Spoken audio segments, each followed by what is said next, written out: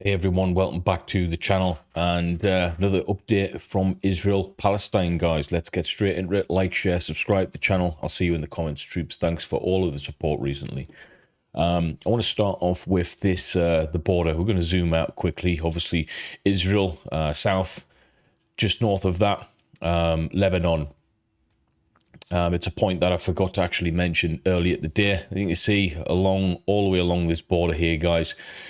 We've got signal, Joint Ministry of Defence and IDF announcement. The National Emergency Management Authority of the Ministry of Defence and the IDF are announcing the implementation of a plan to evacuate residents of the northern Israel border. So anyone within a 2 kilometre or so distance from that border is going to be basically evacuated out of this area into state-funded residential housing, guys, effectively. So that was 14 hours ago. We're going to see later on this video just how that's been implemented and if actually it has been implemented successfully or not, because things are moving pretty quick in this area. But as you can see, this is quite a lengthy border, guys. So yeah, we're talking about loads and loads and loads of people to be evacuated from there. But that's a point that I missed earlier. I just wanted to get you guys up to speed on that. So let's get up to date. As of 1 minute ago, a raid on a residential apartment east of Yunis. So obviously we're right in the center of this whole place. You see loads of residential buildings around and stuff. We've got places of worship. We've got shopping centers. We've got basically everything you can imagine in an urban population. Okay, a raid residential apartment.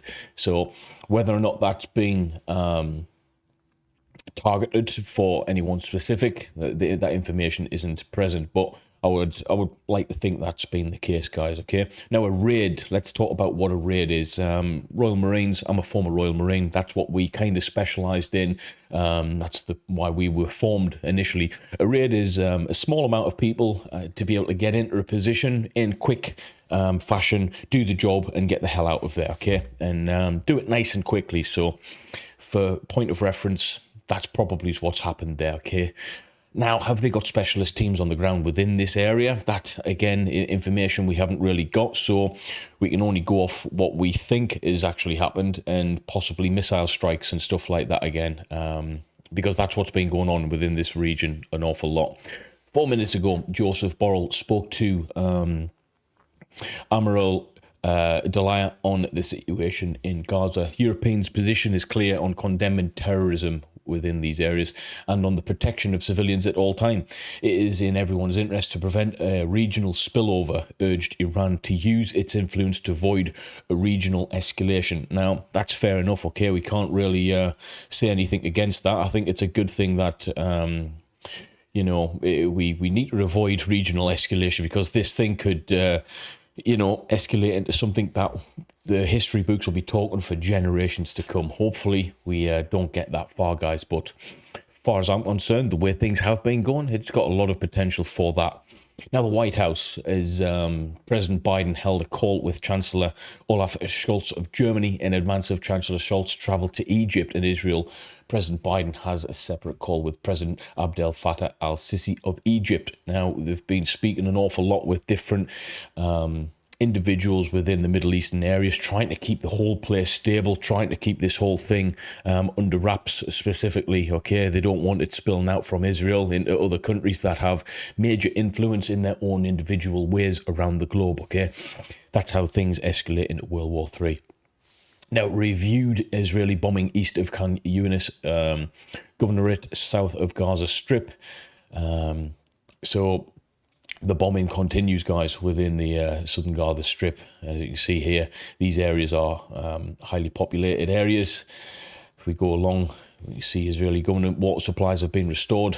And then other areas we're seeing that those water supplies aren't restored in the slightest, which is it's worrying, guys. Okay, innocent people on both sides are taking massive hits. That's to say it lightly as well. Israeli army says the family of Mia Shem, 21 years old, who is seen in the Hamas hostage video, was notified last week that she is being held in the Gaza Strip. These videos, you come across a lot of these videos on Twitter mainly. Initially, most of the videos you think, oh, it's despicable, it's terrible. Later on, you see that they've been fact-checked, and actually, to the contrary, these videos, a lot of them are fake. I'm not saying this one is specifically, okay? I haven't seen this one yet. It's not something that I particularly want to go and search for. I don't like, divulging in content like that, unfortunately. It's just the way I am. Whether or not that's because I'm an ex-military guy or not, that doesn't really, I don't go searching for it, okay? I know it's out there. It's not nice to see half of these hostage videos. But that'll be out there nonetheless, guys. Let me know what you think of that. CNN, United States Secretary of Defense Lloyd Austin has ordered that roughly 2,000 troops prepare for a potential deployment to Israel to help with tasks like medical and logistical support, according to multiple defense officials. Now, what does that mean for me? Whenever we were going in somewhere, we had a tasking way back when to potentially go into Libya. I can't remember the exact year. I was at the top of a mountain in Albania at the time doing mountain training. Now, once it's got to the point of where we're getting told, be prepared, you're on 24 hours notice to move, and then that information gets disseminated into the public eye, you're already en route, you're already there, you're already doing your thing, okay? In a nutshell, there's a pause between that information to you and the public. The fact that this has been public, or made public, that roughly 2,000 troops are going to prepare for a deployment to Israel tells me that they've been told well in advance. At the very latest, a good few days ago when this all started happening, they've been preparing for that, and they're probably already en route, if not very, very close to the Israeli waters right now. That's just the way it works, okay? Tasks like medical and logistical support, yes, that's the initial thing, but will these guys be armed? Will they be ready to deploy if things escalate further than that? Absolutely. They're not going to go to that area and not be fully able and capable of doing that. So it's initially medical and logistical support. They've got grounds to do that, but have they got the ability to be able to adapt and overcome if that situation changes to where we could potentially see boots on the ground? That is absolutely a possibility, okay? We already know that there's a number of United States personnel, and by personnel, civilians being killed within the area. I think it was 14 the last I heard, possibly a few more now. So, yeah, their interests lie in that. Possibly this is something that we could see in the next couple of days. I really hope that it doesn't escalate to that point, because if we do see 2,000 troops deployed within the areas that we're talking about, we can see other potential countries wanting to send support to the other side as well. That's what I'm worried about, guys. I don't want to see this escalate further than what it already is. Hopefully it can keep contained, but in all honesty, I honestly don't think it's going to be contained. I think other areas and other people in other countries are going to get involved in some way, shape or form, blowing this whole thing into deeper waters.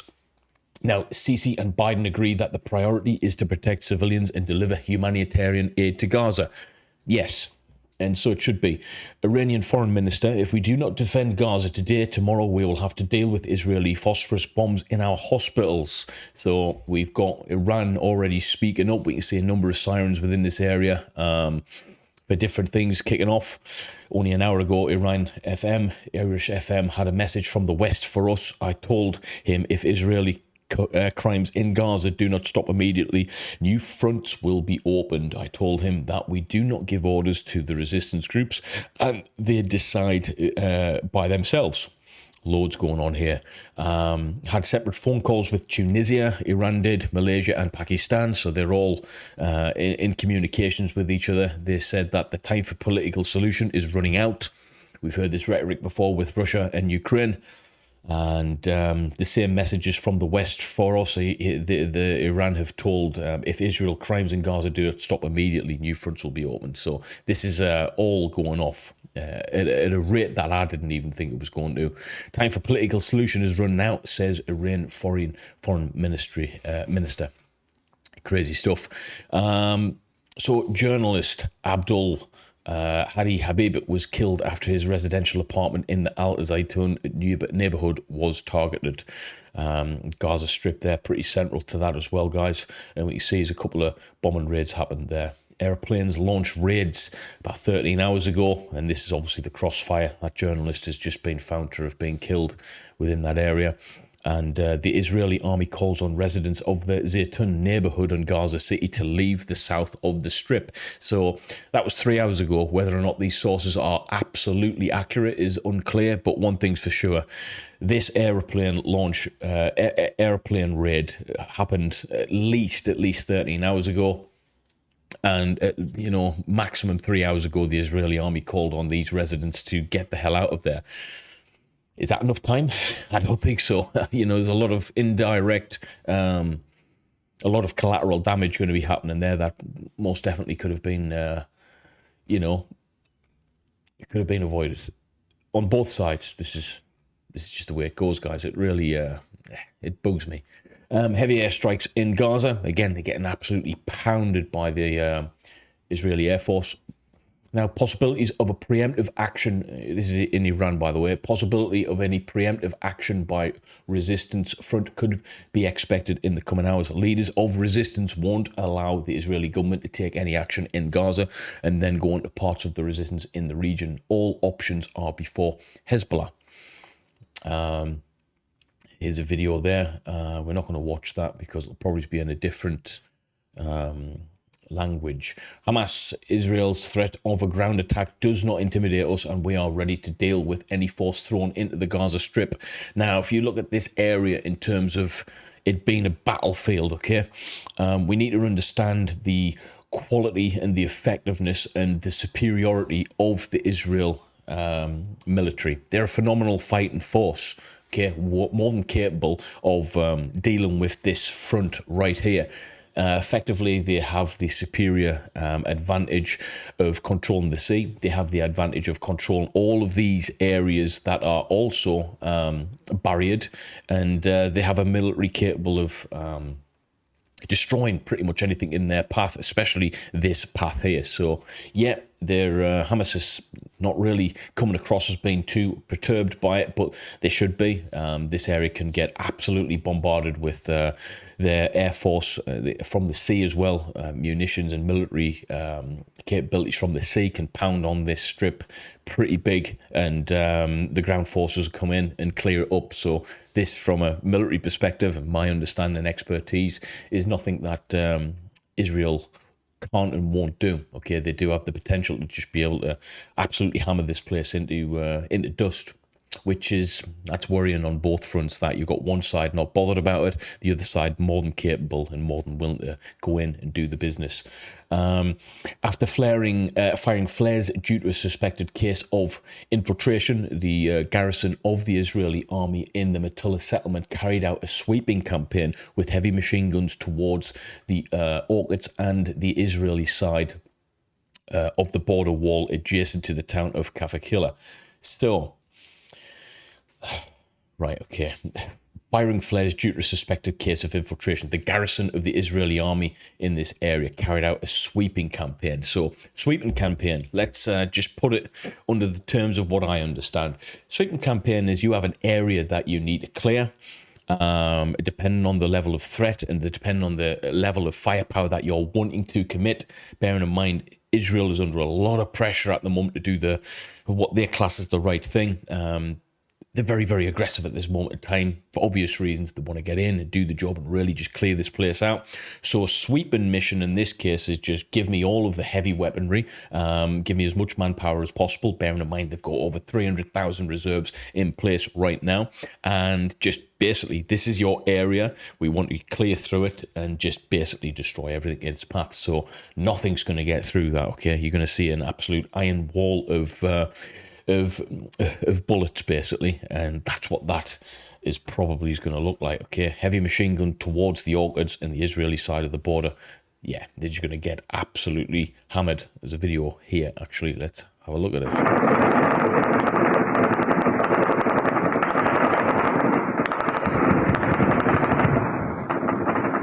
Okay, so you can hear the heavy gunfire, traces going into the area.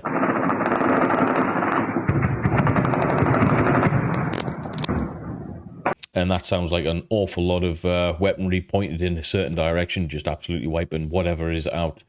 Now, Iranian Foreign Minister, time for political solutions is running out. He says Hamas spokesperson Abu Abadi published a 10-minute statement. Notably, he says 22 hostages have been killed by Israelis' airstrikes, though he did not provide proof to support his claim. He also says Hamas has hostages of different nationalities and considers them guests.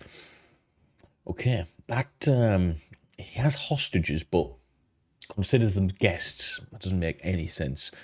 Hamas has released a clip showing one of the 200 Israeli hostages being held by the terror group in Gaza Strip. The video shows the young woman being treated after she was wounded in her arm and later speaking to the camera.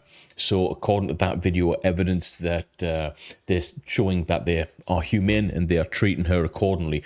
The only problem with that I have is, and I'm not, forget about sides here, I'm just talking about this type of video footage anywhere. We understand that throughout the years, especially since these things have been prevalent, phones and stuff, videoing something with the purpose of putting it out there into the internet cosmos, you want the other side and you want people on your side. So it would be in their best interest to be doing the right thing and showing support, whatever that may look like. Okay, now I'm not saying that they're showing support just to get people on side. Okay, they might be doing it out of genuine care towards that person, but be careful with the propaganda of this, guys. Okay. Sources for the Jerusalem Post: the delays due to concern that Hezbollah will open a war front once Gaza will be entered by land. Alerts activated for rocket fire in the Tel Aviv area. This is the areas in which those alerts have been activated, guys, annotated in red. You see this massive area here. Yeah, Tel Aviv is a fantastic place. I keep on saying it on the channel, guys. It's a shame what's going on right now. A place I would have liked to have visited soon. 2 rockets landed in Sderot after a missile launched from the Gaza Strip. Again, let's go down. This is in Tel Aviv. Some pretty... There's a lot of places of worship there as well. A lot of shopping centres. There's a park there. Lovely, lovely villages, lovely houses and stuff. I can imagine there. I've been to these places, guys. It's pretty beautiful. So yeah, a lot of people going to be affected. A lot of kids, children, a lot of families going to be really worried right now. Anti-aircraft missiles confront targets in the sky of the capital, Damascus. Wow. Crazy. Israeli army calls on residents of the Zaytun neighborhood in Gaza City to leave the south of the strip. So this whole area is effectively under massive amounts of pressure, guys. Massive amounts of pressure. Warning sirens are sounding in the headquarters of the Ministry of Defense in Tel Aviv, forcing Netanyahu and Blinken and members of the cabinet to stop their meeting and go to shelters. Let's have a look at this. So that's like a short clip from those meetings right there, guys. Yeah, the situation continues to escalate. We're going to continue to give you the best information that we possibly can, and we're going to continue to be a voice of reason. I like to think that I'm quite, I don't want to say on the fence anymore, because on the fence shows that you're scared, you want to go up a height, and you're not prepared to take a side. For me, I don't have enough information on this to know what side to choose. And even if I did, it's not about choosing a side on this one. It's about supporting humanity, supporting the innocent, supporting the people who really need it, okay? Civilians on both sides of this mess are suffering. That's the side I'm on. I'm on the side of humanity, guys. And if you're inhumane, then you don't deserve my thought, okay? There's some inhumane things happening on both sides at this moment in time. Granted, more unproportionate than the other side, you know, but I'll let you guys come up with your own reasons for that and your own decision making. But yeah, I just want to do my best and be able to give you guys a different understanding from a military perspective. These map studies, the information that's already out there, and just allowing you guys to open up the debate. I'll see you in the comments. Join the Telegram channel below. Support the channel with Patreon. And yeah, I'll see you in the comments, troops. I appreciate it.